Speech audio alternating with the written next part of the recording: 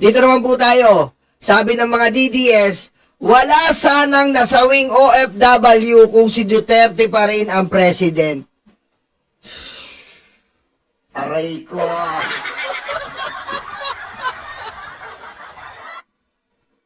Wow! Grabe, no? Ang sakit sa ulo, men. Alam niyo po talaga mga DDS, problema na ng lipunan. Kahit si Duterte pa presidente, kahit sino ang presidente, hayop kayo. Kahit sino pa ang presidente, walang mangyayari kung sarado mga airport. Walang mangyayari kung ano, wala pong mangyayari kung binobomba ng USA ang Iran at ang Iran bumobomba sa USA. Hindi natin kasalanan yun. Hindi kasalanan ni BBM yun. Yun ay, anong tawag doon? Unexpected scenario. Oh, yeah! Aray ko. Diba? Unexpected scenario yun. Unexpected event. Hindi natin alam na mangyayari, biglaan, at wala naman tayong magagawa. At kahit sinong presidente pa yan, wala tayong magagawa. Ganun na talaga yun. At huwag mo naman sisisi si BBM na naman na may kasalanan. Sudden attack, ang tawag doon, tama si Joby. Ano pa, ito pa, isa pa. Wala sanang gera sa Middle East kung hindi nakakulong si Tatay Digong.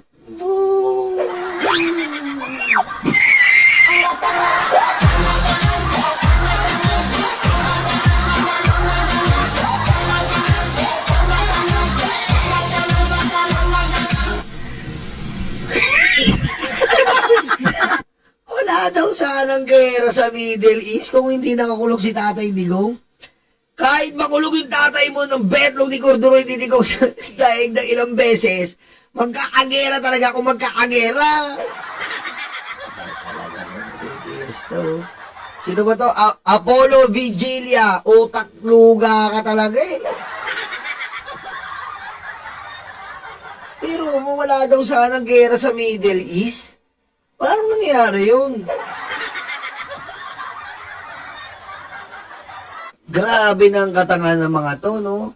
Nakakasulasok na eh. Diba? Nakakasulasok na po talaga. Alam mo yung maidugtong lang nila yung Tatay Digong nila na demonyo. Talagang gagawin nila eh.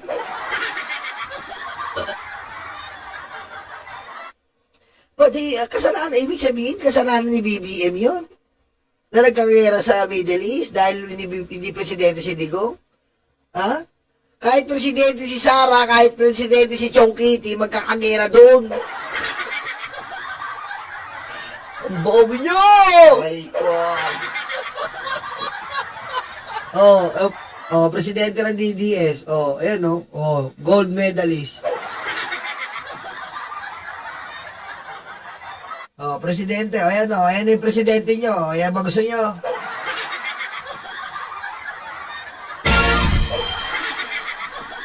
Uy, gold medalist yan Gold medalist. Ayan gusto nyo, yung presidente nyo. Aray ko. Tanga-tanga kayo. Alam nyo po, ang gera po sa Middle East ay talagang mangyayari yan. Mangyayari po yan. Alam nyo po bakit? Kasi nga po, buti nga po ang nangyari. Umalis tayo sa China. Alam niyo po ba nangyari? Ang Iran po sinisisi ang China. Dahil po pinakyaw po ng Iran ang military defense, ang pinaka-military structure ng Iran ay galing sa China. Kaya po nagulat po si Khamenei. Nagulat po si Khamenei kung paano nakapasok ang US. Ikinagulat po ni Khamenei yun. Kung paano nakapasok yung US. Akala niya, dahil sa marketing strategy ng China, dahil sa, lakihan pa natin, hindi nakikita eh. Dahil sa marketing strategy ng China, Ha? Dahil sa marketing and strategy ng China, akala niya hindi na siya pumapasok. Ang sabi ni Xi Jinping, sige, pakyawin mo. Kami yung may pinakamagandang missile. Kami ang may pinakamagandang proteksyon sa'yo sa radar. Putik, nagulat sila na napasok po. Ha? Napasok po ang Chinese. Ganun pinakyaw po ng Iran eh. Sa kasunduan po, saan? Sa kasunduan po dyan sa langis. Kasi po, ang Iran po, ang 10 million barrel ang sinusupply. 10 million po ang sinusupply every day ng Iran sa China.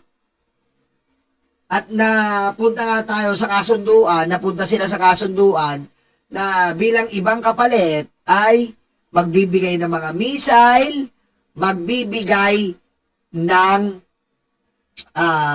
state of the art daw na high-tech na defense system ng Iran. Kaso hindi po umubra ang Chinese. Kaya po ngayon, umiiyak po. Sino? Umiiyak ang China.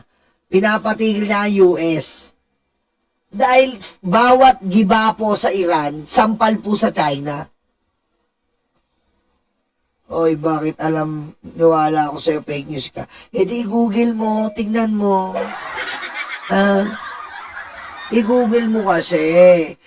I-google mo, DDS. Alam nyo lang kasi, pumunta tayo sa China. Kung nasa China tayo ngayon, tapos tayo.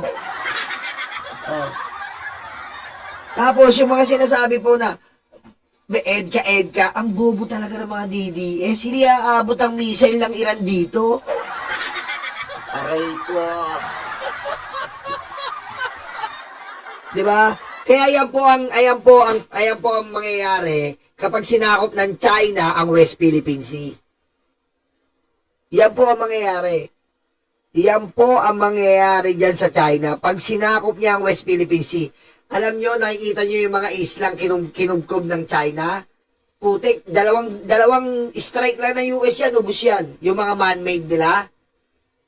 Yung mga man-made ng China ngayon na galing sa atin, dalawang missile lang ng US yan, ubus yan. Kita mo, uubusin ng US yan kapag di sila nagtino. At saka, ang nangyayari po ngayon, hindi lang po ito pag-atake sa Iran. Ang nangyayari po ngayon ay pag-atake sa China. Pilay po ang China ngayon. Pilay na pilay. Bakit? Yung Strait of Hormuz po, na dumadaloy doon every day. Every day po doon dumadaloy ang kalakal ng langis para sa buong mundo at especially sa China ay hindi po ngayon madaanan. Namumblema po ang China ngayon. Namumblema sila. Kaya itong ginagawa ni Trump, hindi lang po ito sa Iran, pati po sa China.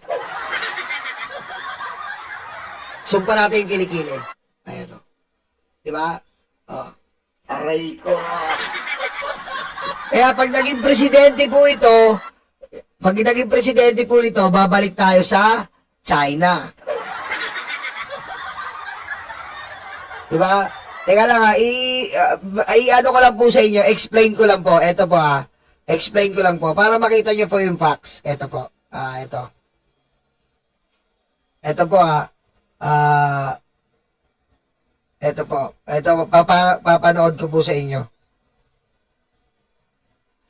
How the US attack Iran. Ito po And Israel launch a preemptive strike against Iran, while they use a devastating tactic called time on target. Baka makaka-copyright tayo dito Post ko lang With 2 aircraft carriers and a fleet of destroyers, they calculated the exact math so Israeli jets and US cruise missiles hit their marks at the exact same second. Kumbaga nangyari po, time on target. Sabay-sabay po atake. Sabay-sabay. Israel's main goal is assassinating Khamenei and the top leadership, while the US pounded military targets and other high-value industry. But why did Iranian air defenses fail to activate? Bakit daw po nag-fail ang Iranian Because the US fights with a different kind of technology using electronic warfare from space, sea, and air. Tingnan mo, grabe yung ka-high-tech yung US, no? Space, sea, and air, grabe, no? They completely blinded the Iranian radar just as destroyers launched a swarm of cruise missiles to wipe out the anti-air systems.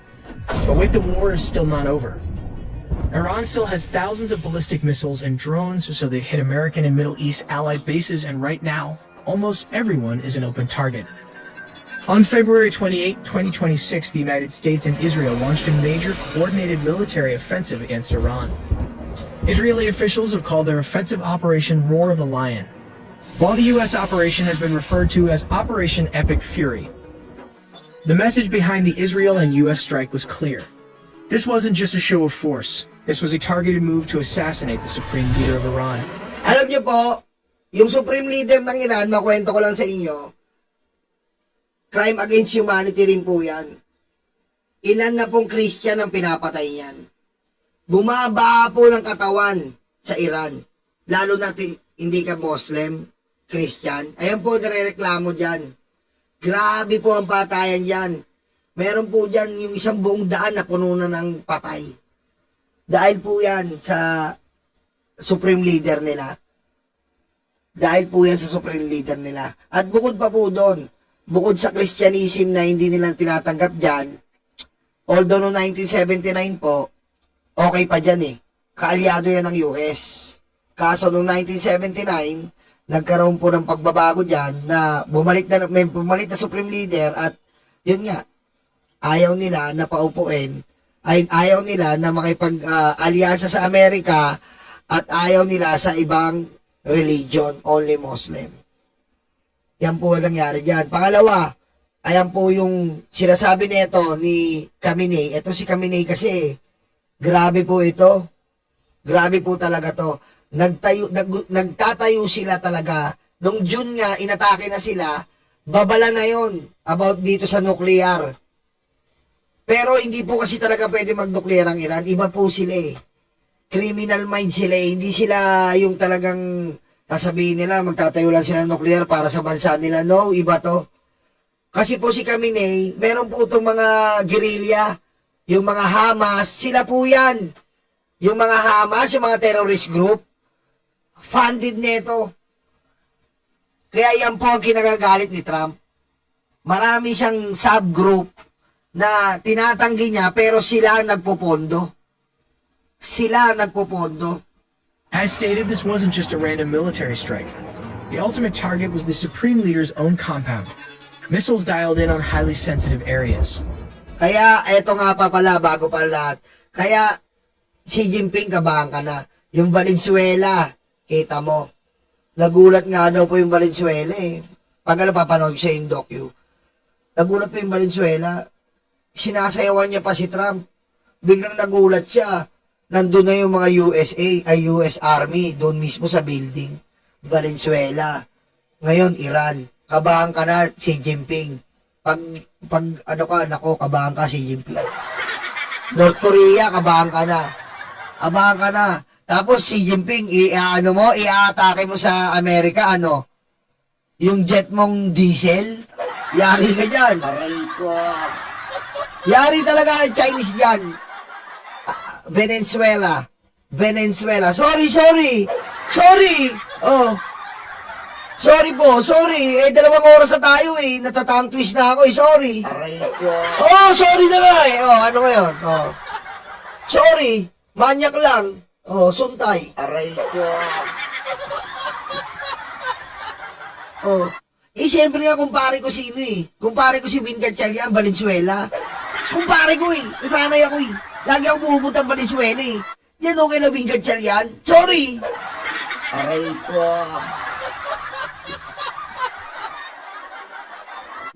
Masita kayo ah. Venezuela. Oh. Lagi ako kalawin eh. Valenzuela yun eh. Monumento. Oh. Monumento. Pag gaba ko ng monumento, sasakay ako ng, BB. Oh, BB po yan, sir. Oh, BB. Oh. Siya na kayo. Masakay ako dyan sa BB. 3 B. Sir, BB to. Oh, BB to. Tabahan niyo po ako 7-Eleven, ha? Sige. Hinihintay po ako ng girlfriend ko doon, eh. Aray ko. May girlfriend ako doon, eh. Sarap doon. Sa may baby, ulapos ng mga SM. May 7-Eleven, magkikita kami. Kakain kami ng pares. Girlfriend kang puti-puti. Girlfriend ako doon, eh. Ayun yung pinagsisilosa ng asawa ko, eh. Pinagsisilosa niya yan, eh. Oo. Yan tamo, nawala na tayo. Pinaalala niya yung Valenzuela, eh. Kasi yun sa pinagsisilosa niya yun. Kasi yun, matagal kami noon sa bahay. Pinatira ko sa bahay yun, eh.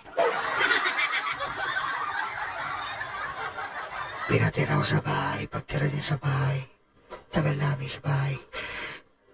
Nagagalit sa masawa ko dun, eh. Sabi niya, hindi naman ako unang pinatira mo sa bahay. Ano? Ano ba yung sabi? Anong pinatira? Ano ba yan? Pinatira? Hindi pinatira? Aray ko. Sabi ko, wala na yun. Kalipas na yun. Sabi, hindi ka Valenzuela talaga pinatira mo dito. Sabi ko, wala na yun. Aray ko. Kaya, mamabato tayo. Sige, yun na. Venezuela. Ayan na, mga mapanglait. Venezuela! V-E-N-E-U Sulweta. Venezuela. Yung Venezuela, kabahan ka na. Tapos na. North Korea, kabahan ka na. Tsaka Xi Jinping. Yung ninakaw mo sa amin, man-made island, 2 misay lang yan. Lubog ka. Sabi sa'yo. We're talking specifically around University Street, the Jamhuri District, and near Pastor Street. If you know the layout of Tehran, you know exactly what this means. This zone isn't just another neighborhood. No? It is the absolute nerve center of the Iranian government. Ganun po talaga yung mga no? Kita mo salbahe. Si Osama Bin Laden po, nandun din siya sa city nagtatago. Katulad nito ni Khamenei. Sa city rin siya nagtago. Hindi niya alam. Ang galing ng ito po yung mismong ginawa. Ay, Ma'am Mercy, thank you. Ito po yung mismong ginawa ng USA kay Khamenei. Khamenei. Yan ang pangalan niya, Khamenei. It houses the primary day-to-day offices of Ayatollah Ali Khamenei. Khamenei. But here's the catch. The IDF says they got him.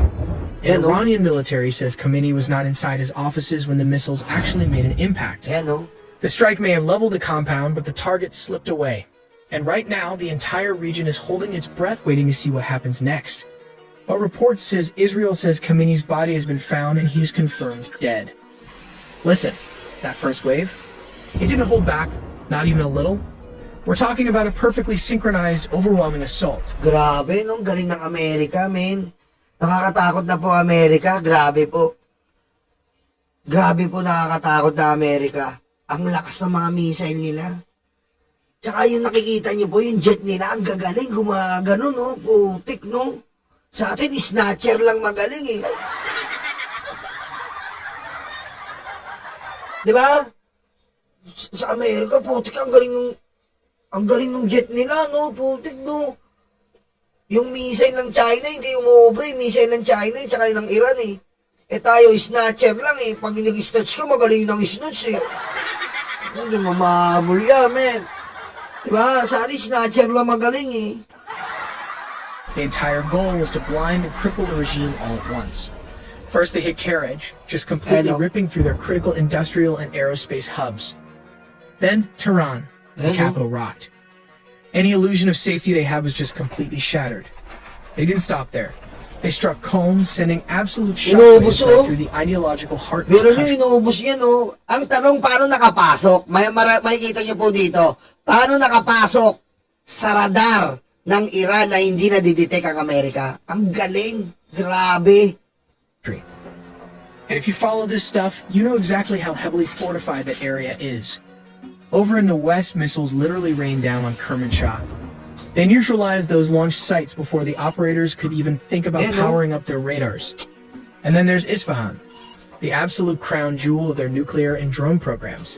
Heavily defended, didn't matter, it just lit up the night sky. Grabe, no? Ginaganon lang ng Amerika, no? Binobomba lang, mga... Walang... Alam niyo po, ang lupit po ng Amerika, wala pang ground level yan, Sky pa lang ginagamit. Wala pa silang ground level. Yung sa ground po nila ng mga sundalo, putik, kung gaano rin po kalupit. Huwag pong kalimutan, si Osama Bin Laden, yung Operation Obama, dalawang helicopter lang yun. Nung napatay nila si Osama Bin Laden, dalawang helicopter lang po yun. Yung isa bumagsak pa, di ba? Ganun po kalupit naman sa ground ng Amerika na grabe, no?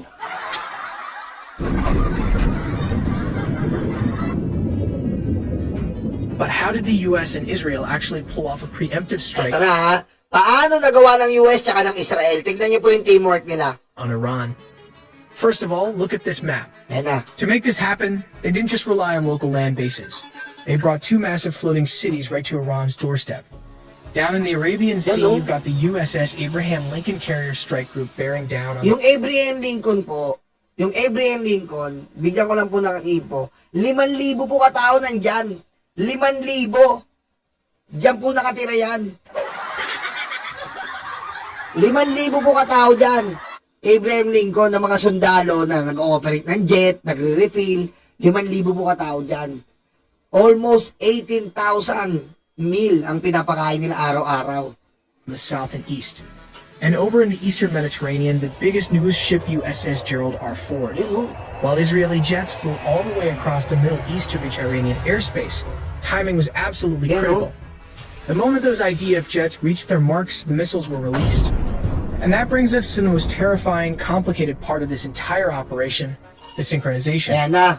Military planners rely on a tactic called time on target. Kumbaga, pag ng Israel, gagano naman yung sa tiklupit ng Amerika, men. Look at this map. Ano? You have missiles firing from submarines, cruise missiles launching from escort ships, and massive payload drops from stealth bombers. They're all deploying from completely different locations at entirely different times. But here is the genius. The US military machine was mathematically choreographed so everything impacted Keraj, Tehran, Qom, Kermanshah, and Isfahan at the exact same second the Israeli jets dropped their guided bombs. It was designed to be a total systemic shock and explosive. Putik, no? Sabay-sabay, no? Siyempre, parang gulpi di gulat. Alam mo yun? Gulpi di gulat ginawa eh. Boom! Lahat sabog! Lahat sabog! Lahat ng military nila sabog eh. Putik, paano ko magko-comply ngayon niya? Putik, no? At the same time, a move to collapse the regime instantly. When those munitions finally hit, it was pure shock and awe. But why did the Iranian air defenses fail to activate? Well, to put it simply, the US military operates in a completely different league. Using a highly advanced mix of electronic warfare and cyber operations, Papakita rito coordinated ito from na. space to the ground, the coalition was able to inject false data directly into Iranian radar screens. Top-tier Iranian air defense systems, like their homegrown Baver and their Russian-supplied batteries, were absolutely overwhelmed by this electronic assault. But to actually hunt them down, the US set a brilliant trap. They launched hundreds of ADM-160 MALDs, miniature air-launched decoys. Grabe, nag-launch po sila ng 160. Tingnan niyo po ADM 160 na drone. 160 na drone. Kumbaga decoy lang. Ay yung sinatawag ni Trump na one-way drone.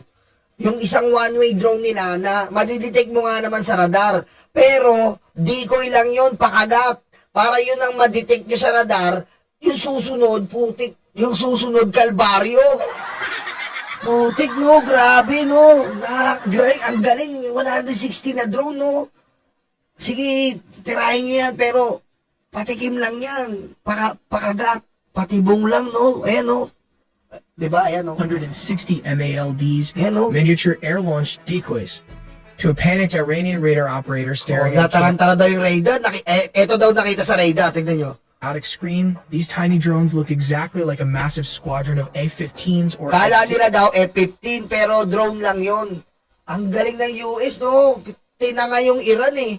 Karan, ang dami. Puti kala nila F-15. Nakataranta sila eh. 16s screaming toward the capital. With the door kicked wide open, 5th generation Yan na. stealth fighters Pagkatapos ng drone, eto na. Yung pinaka-high-tech nilang jet, ang kasunod, putek. Ang lupit! including both US and Israeli Ayan na, oh. F-35s with possible F-22 Raptors, sliced through the F-22. airspace completely undetected. Ultimately, the Iranian air defense Boom. network wasn't just suppressed, it was completely dismantled, at least for the time period. You know? Because the Iranian do have a huge firepower. Taranis fire Grabe, ang galing ng technique, no? Pagkatapos ng drone, di na-detect. Sumabog na yung mga drone, pinasabog ng Iran. Putik, pumasok na naman yung F-22. Yun ang nagpasabog sa radar. Putik, no? Sa pool. Ang galing! back, and Operation Truthful Promise 4, a massive wave of missiles and drones just targeted US bases in Israel. Here's the fallout. The UAE's Al Dhafar air base was hit, leaving one dead from shrapnel. In Bahrain, the US Navy's 5th Fleet HQ was directly targeted. Qatar's air defenses successfully wiped out incoming missiles, while Kuwait Ay, lost Mami Lorna Taraguchi, thank you, me. Thank you po. down its entire airspace under heavy fire. Meanwhile, nationwide sirens are blasting across Israel, with massive mid-air interceptions lighting up the skies over Tel Aviv and Jerusalem. If you don't want your phone and emails to get compromised Grabe, like nung that, you galing. should get this military-grade VPN.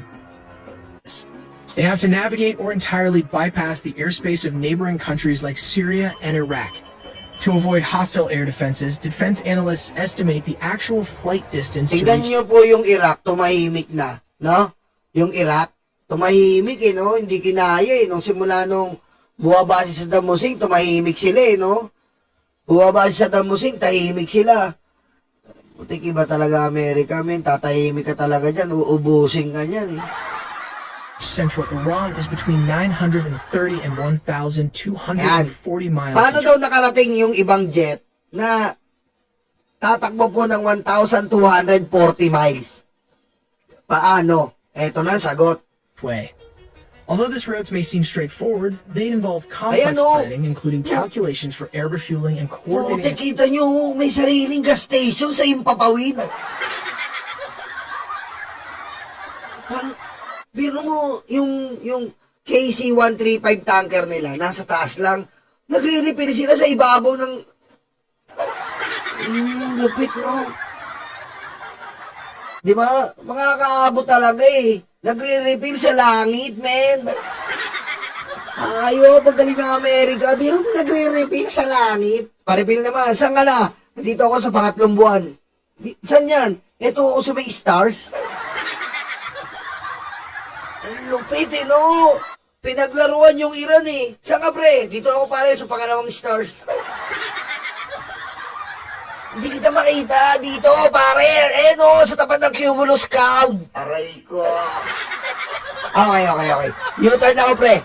Hello, pre. U-turn ako. Dito ako sa Nimbus Cloud. Aray ko. Lupit, no? Nagpapareveal sa langit, putik. Hello, pre! Saan ka na? Pare, dito ako, pre. Nakatambay ako dito sa Big Dipper Star. Ah, diyan ka? Okay, pare, dito ako sa Cirrus Cloud. Lupit, men. Kung makakita. Nagre-refill yung jet sa ibabaw ng langit, men. Ayop, no? Pa-refill sa langit. Attack aircraft to pass through Jordan, Syria, and Iraq. Israel and U.S. strategy was to attack Iran in 3 waves. The first wave targeted surface air-to-air sites, radar installations, and Iran's air defense headquarters in Tehran, Elam, and Khuzestan. Ubus talaga, The oh. second wave focused on destroying ballistic missiles, and finally, the third wave targeted military manufacturing industries. Alam nyo, ito lang po in modern time, ngayon, tingnan nyo po, in modern time talaga, ako hindi ko po ini-expect, in modern time na ito pong Iran ay magigiba. Hindi ko ini-expect, kasi siyempre may mga secret yan. Yung sabihin, sa tinagal-tagal, ayun lang ang, no? Iba na talaga, talagang yung Amerika talaga, iba na talaga in modern times. Grabe po talaga, no? Iba na po pala talaga ang Amerika. Talagang lahat po ngayon natatakot sa Amerika eh. Yung ginawa ng Amerika dito sa Iran, doon nga lang sa Venezuela. Ayan na, Venezuela. Ayan na, masaya na kayo. Oh, Venezuela. Doon nga lang po sa Venezuela na hindi nila inaakala, pasayaw-sayaw pa yung presidente. Kinabukasan, nakubkob na ng US. Diba? Lupit. Lupit, Amerika. Kicking down the door. The attack begins not with manned aircraft, but with robotic precision from the sea. Ayan no. The goal is simple: blind the enemy's eyes, their radars, and silence their voice, their command and control. In the Persian Gulf and the Northern Arabian Sea, Arleigh Burke-class destroyers, ships like the USS Thomas Hudner, receive the launch order. Ayan no. The vertical launch system sells his open and moments later. Karog eh, oh. Dozens of Tomahawk land attack missiles erupt from the decks. These missiles fly at subsonic speeds, hugging the terrain in what we call nap of the earth flight to stay below the radar Grabe, yung kita horizon. mo, yung hindi nadidetect ng radar na missile. Tignan nyo, ito pa yung radar, hindi nadidetect yung missile ng Amerika. They are programmed to loiter and strike simultaneously. Their warheads Sabo. slam into S-300 and S-400 radar sites and command bunkers. They degrade the integrated air defense system, effectively carving out safe corridors for the pilots who are minutes behind them. 30 minutes past H hour, while the Tomahawks are still impacting, the silver bullets of the U.S. Air Force are already deep inside hostile airspace. These are the B-2 Spirit stealth Ayan o, bombers. ayan na po, di ba, pagtapos mag-iba ng radar, putek, yung, eto na yung stealth. Yung stealth na po pumasok, ayan ang malupit, hindi nadidetect. Putek, oh. Nagulat sila, magugulat ka na lang, no? Ayan o, ayan yung stealth ng Amerika, sasabugan ka na lang. Oh my God. Ayan o, ayan yung stealth o, yung pinaka-high-tech nila, yung stealth, hindi po nadidetect yan, tapos ang laki-laki niyan. Ayan na, pasasabugin na. With the air defense network fractured by Tomahawk cruise missiles, usually fired from destroyers hundreds of miles away, the path is now clear. Wala Now na. comes the strategic sites like nuclear Ayan na, bunkers, stealth which can be nila o, bombed dalawang by stealth. B-2 Spirit, the tip of the spear. Launching from bases in Jordan and the UAE, squadrons of F-15 East Strike Eagles roar Inubos, into the no? theater. These are the bomb trucks of the operation. Each F-15 is heavily laden with GDMs and small diameter bombs. Interestingly, it can carry up to 19 GDAMs or 28 small diameter weapons. Yan, no? Ito po yung pinambomba nila sa ilalim ng lupa, doon kung saan nagtatago yung mga binubuo nilang nuclear. Ayun, putik, napasok din ng Amerika. B-2s hit the deep bunkers. Hello. The F-15s hunt the mobile targets. Their AESA radars scan the ground for ballistic May missile tig-scan pa sila, oh. Ito po yung nag-i-scan ng nuclear. Etong ano nila, AC radar. launchers hiding in valleys. Working in pairs, they drop precision bombs on missile convoys, hangars, and secondary. Ubos ang Iran! Once they are Winchester, out of ammo or low on fuel, they don't go home yet.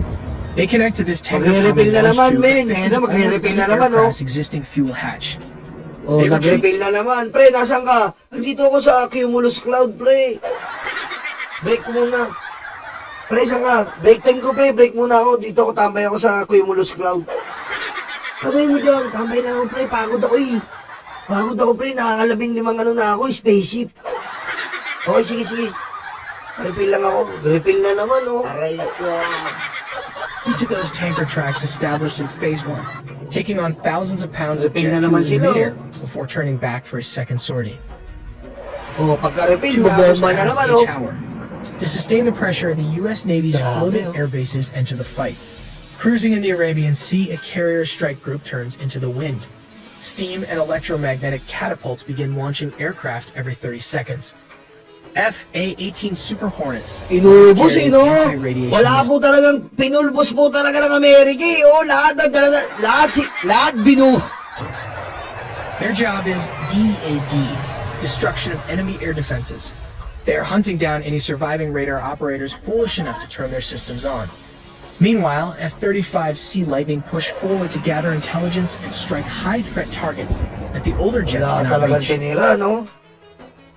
Orbiting far behind them are the E-2D Hawkeyes. Grabe. Quarterbacks in the Ayun sky, yung quarterback. Ito pa malupit yan eh. Oh. managing the massive traffic of hundreds of U.S. jets. By sunrise, the first wave is over. The eyes of the enemy air defense have been blinded by Tomahawks. The heart of the nuclear program has been crushed by Ayan, B-2s. wala na.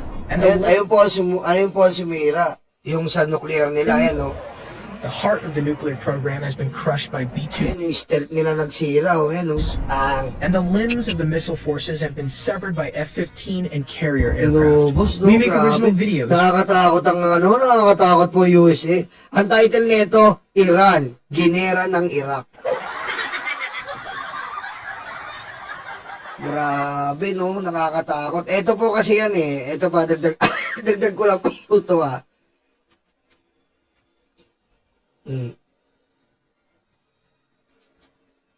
Ayan o. Yung China po kasi, yung China, yung Iran po kasi, talagang China po ang nag-ano dyan, nag-sponsor ng mga, ano niya, yung mga nag-sponsor na yun, no? Iran was left shocked as 200 Israeli Air Force aircraft struck 500 Iranian Grabe, no? Kasi ito yan, no? Ayan, no? Ayan. and industry corporation, HQ-9B, draws inspiration from Russia's S-300 and American Yan, bumili talaga ang bumili po ang Iran sa China. Ayun, kapag akala nila malakas, yung pala, utik, Lolo Thunder lang. Aray ko. America's Patriot, but it has time and again proved to be inefficient. On paper, it has a range of 200 Inefficient. Ibig sabihin, walang kwenta. Oh, yan. Yan po yung story niyan. Kaya po, nalugbok ang Iran. Ngayon, siyempre, si North Korea po ay nagmamalaki ngayon. Nagpapasikat siya sa Russia. Russia, magkakampi tayo. Tignan na lang natin. Ako po. Aray ko. Pero, ang panalangin po natin, sana po matigil na yan. Matigil na po gera kasi wala pong mangyayari sa gera eh. In war, there is no winner. Only casualties. Always remember that, okay? There is no winner in war. Okay? The only thing that will be the result is casualties. Totoo yan, Tato. Radar system ng Iran made in China. Totoo yan. Kahit i-google niya, no? Radar system. Iran. China yan. China talaga. Oh, China po ang radar system ng ano. Oh. No? Oh.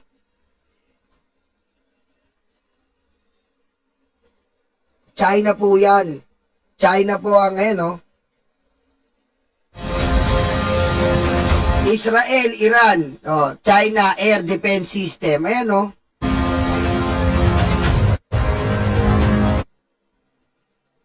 Ayan, no? And Chinese origin XQ-9B to air missile system. Ayan, no? Tingnan niyo po. Iran Air Defense, hindi ko na ipi-play kasi baka i-copyright tayo eh. System consists of an old Russian S-300 missile system and Chinese origin na HQ-9B surface to air missile system. Ayan o, China nag-sponsor dyan. Kaya ngayon, kaya pinapa-stop. Kaya siya pa-stop ng China. Ceasefire, pahiya kami. Diesel ang namin, jet. Kaya wala po. Kaya, if ever po, abangan nyo, ang Iran, baka magalit niya sa China. Kasi pinangukuha nila eh. Pinakakuha nila na magkakaroon sila ng pinaka-high-tech. Alam mo naman yung China, ubod ng yabang, pinaka-high-tech daw na missile system. Binigay nila. Kasi yung HQ-9 na to, yun. Hindi umubra sa US. Putik. Hindi umubra sa US. Nagulat sila. At eto pa. Ang nakakagulat po, di ba, nandun sila, nagpe-play sa Iran ngayon, puro mukha ni Trump. Nagpe-play po sa ano ngayon. Tingnan nyo ha. Puro mukha ni Trump. Tingnan nyo ha.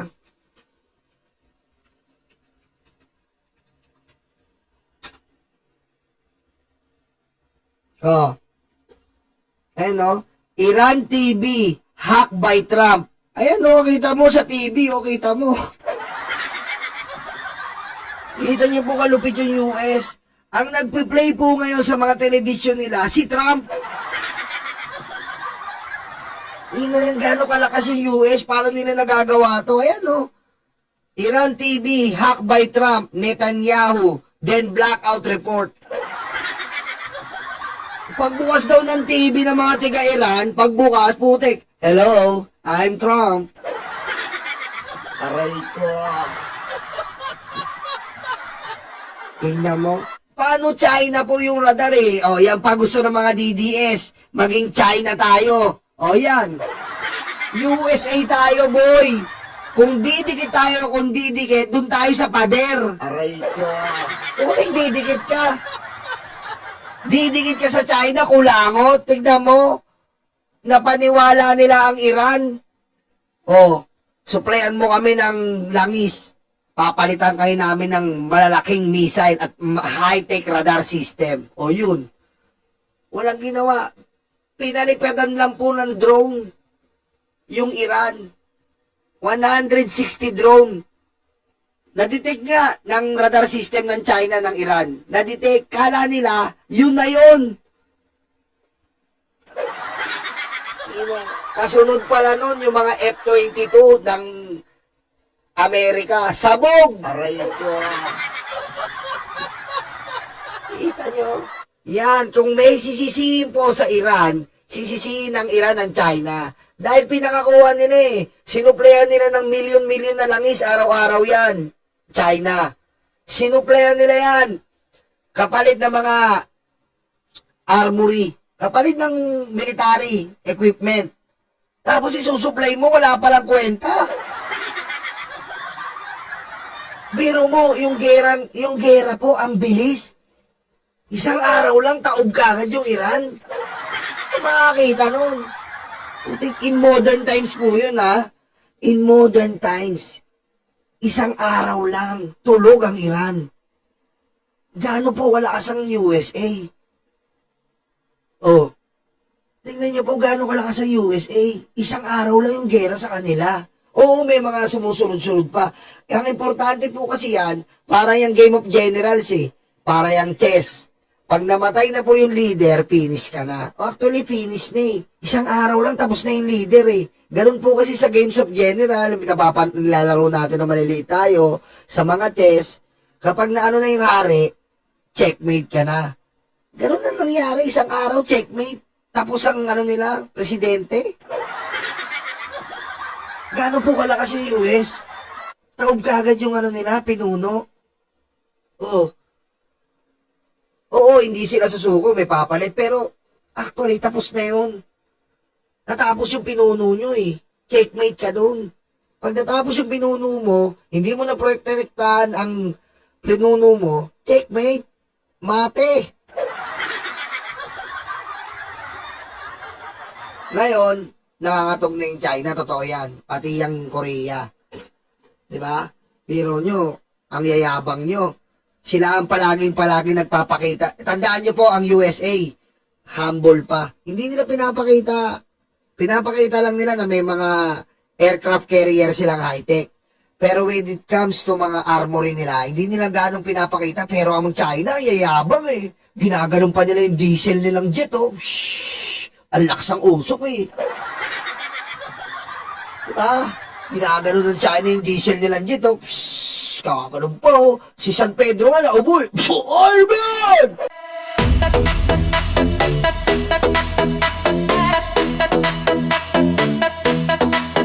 Takot na ang mga aso, dumarating ang mga kaso. Sila ay sinusundo na, dadalhin sa tatay nila.